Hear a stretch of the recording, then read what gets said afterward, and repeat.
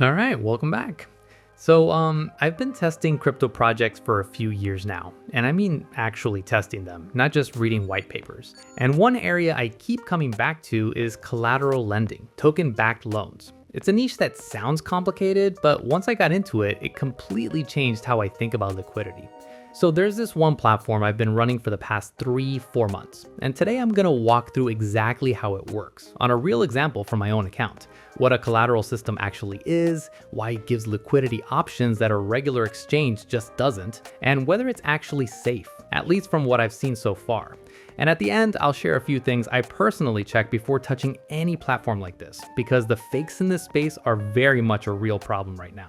Okay, so before I dive in, I'll be honest about what I've seen over these few months. It's not perfect, but the core stuff works. Transactions go through fast, the tools are stable, documentation is actually readable, and when I had questions, support gave me real answers, not copy-paste responses. Look, in this space, that's already saying a lot. There aren't many platforms where all of that lines up at the same time, so that's partly why I kept coming back to it. Okay, so everything is configured right here in this calculator. First thing I do, I select the asset I want to lock as collateral. And one thing worth noting right away is the list of supported assets is solid. We're talking the most liquid and established ones in the market. That matters to me practically because it gives me real flexibility when I'm building a position or need to react quickly to market movement. All right, so next I set the amount of tokens I want to put in. Yeah, this amount works. Then I select the asset I need to receive as a loan. In this case, it's gonna be USDT. After that, I set the loan duration, how long I actually need it for, and then LTV. So this is the part I'd pay close attention to. LTV determines what percentage of my collateral value I'm borrowing against. Each asset has its own allowed range, and if my collateral drops hard enough in price, the position gets liquidated. So when I'm setting this, I'm not just thinking about what I need right now. I'm thinking about current volatility, where I expect the market to move, and how much buffer I want to keep. This isn't a parameter to set on autopilot. All right, let me just double check everything one more time. Yeah, looks good. I hit proceed and move to the next step. Okay, so right here, I save my unique contract ID. This is basically my access to the contract. I'll come back to that in a bit. And now the system is waiting on a transaction from my side. I can do this automatically through Wallet Connect, but for the sake of showing the full process, I'm gonna do it manually. Give me just a second.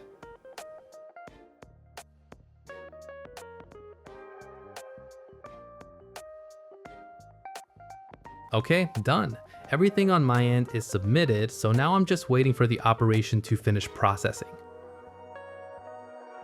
Okay, processing is done, loan approved. So this window shows all the details and terms of the contract. Let me just go through it one more time. Yep, everything checks out. Now I enter my receiving address where the tokens are actually going to land. 1 second. All right, I hit confirm, and now I'm just waiting for the tokens to show up on my address.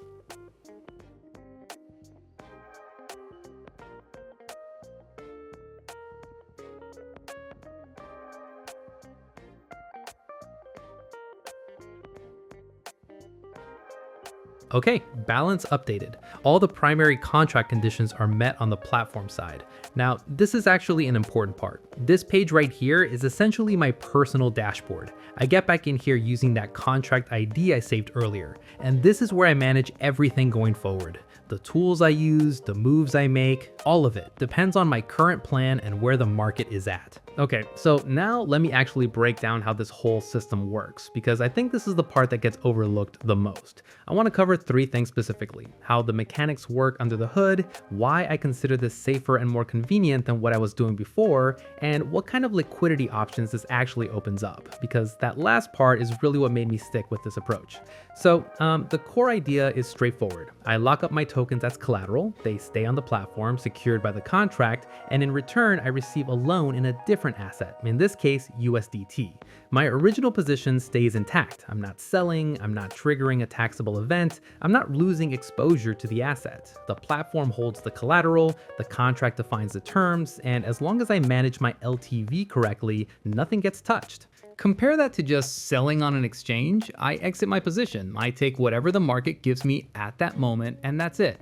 Here, I keep the position and still get the liquidity I need. That's the fundamental difference. And honestly, that's what makes this model interesting to me from a risk management standpoint. So yeah, I'll be honest about something. Over these years, I've gone through a lot of platforms, and I mean a lot. And at some point, you start thinking you've got a pretty good filter for what's real and what isn't, and then you don't. I've landed on fake projects that looked more polished than some legitimate ones I use today. That's just the reality of where this space is at right now. And what makes it tricky is it's not slowing down, it's doing the opposite.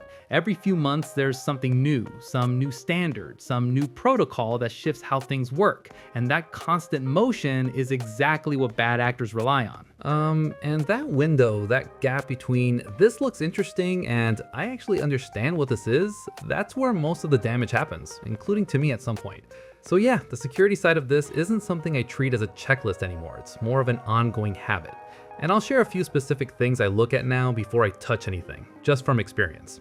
So 3-4 months, 30-something operations, every single one cleared. No issues, no weird behavior, nothing that made me stop and question what I was looking at. And that consistency, that's ultimately what I'm measuring. Not one good experience, but 30, because one smooth transaction tells me nothing. It's the pattern that matters. All right, that's it for me. Thanks for watching.